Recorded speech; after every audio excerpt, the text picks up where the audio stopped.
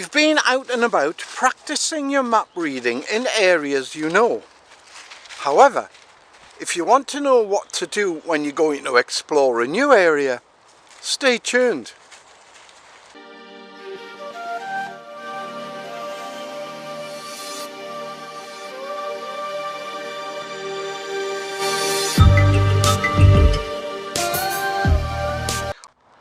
A good start is to study the topographical maps, either the traditional paper ones or the ones online. And then have a look at any other maps you can get a hold of. Once you've studied the area carefully, then annotate the map you're going to use.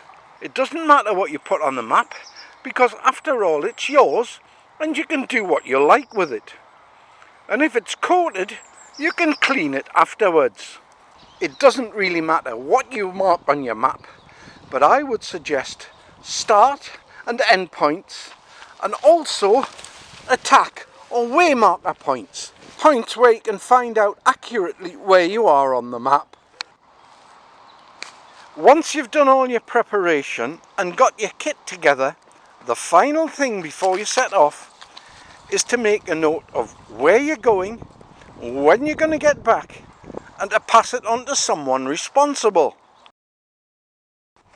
When you arrive at your destination, the first thing you should do is orientate your map. In other words, get it pointing in the right direction. There are two ways to do this. First of all, by using a compass, or if you haven't got a compass, do it by inspection. Turn round the map until the features on the map match the features on the ground. So in this case, if I turn round, I'll see the lake.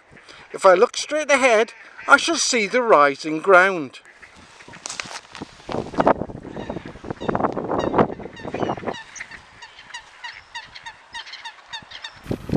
Right, come on then, let's go. Come on.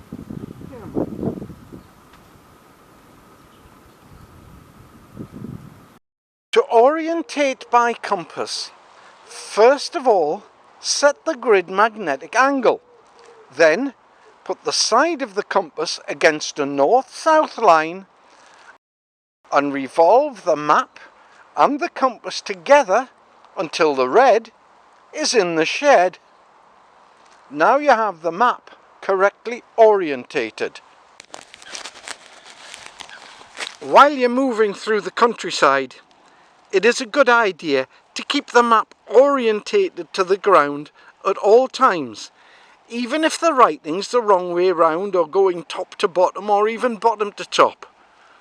It makes it easy when you come to a junction to choose right or left or straight ahead.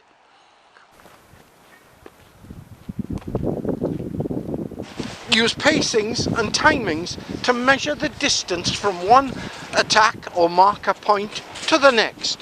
Use any additional clues such as road signs, public maps and buildings that stand out from the rest, such as obelisks. As you walk around, notice any new works and differences that might make a difference to the map. In this case, it doesn't. Fords and stepping stones may well be marked on a map, but don't rely on them until you've checked them out first.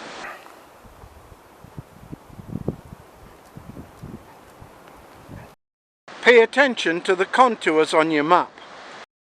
Work out which paths you're going to use going uphill and which ones you're going to use going downhill.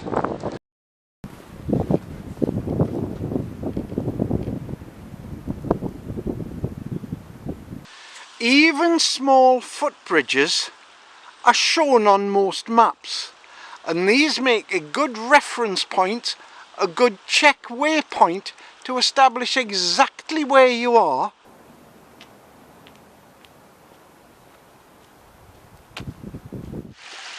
If you're not certain where you are or which way to go, turn round and go back the way you came. If this is impossible, then don't go up the narrow, steep, less trodden path. go along the more well-trodden path, as you're more likely to come to a building that will be of use or meet other people.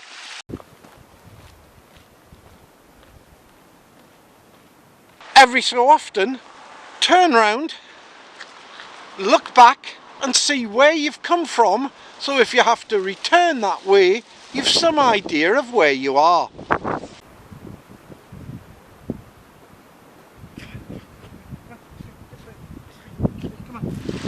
As you go along, make a note mentally and on your map of items that will be useful for you in the future, such as this spring coming out of the hillside.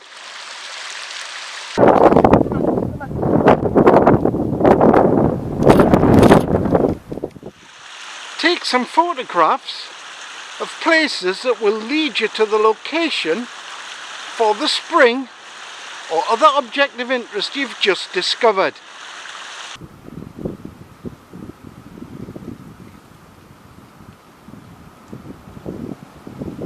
With gates like this, it's worth bearing in mind that in case of an accident, an ambulance won't be able to get through. The width of the path and the number and type of tracks upon it will give you a good indication of how well a path is used, and this may affect your possible use of the area. We've been to this general area before. Now we're coming in from a different direction. Just to make sure everything's correct, we're going to go down this little path, even though we don't need to. It's just a confirmation of where we are and how we can use the area. As an aside, we can see that the area is now clear, so we'll check this against the map. It's confirmed. We're back at a known point that we've been to before and have accurately plotted on the map. So we can now use this as a definite starting point for further exploration.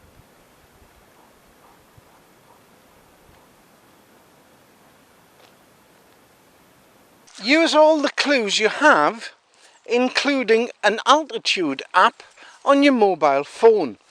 It will help you to more accurately work out where you are, what you've got to do, and where you've got to go to.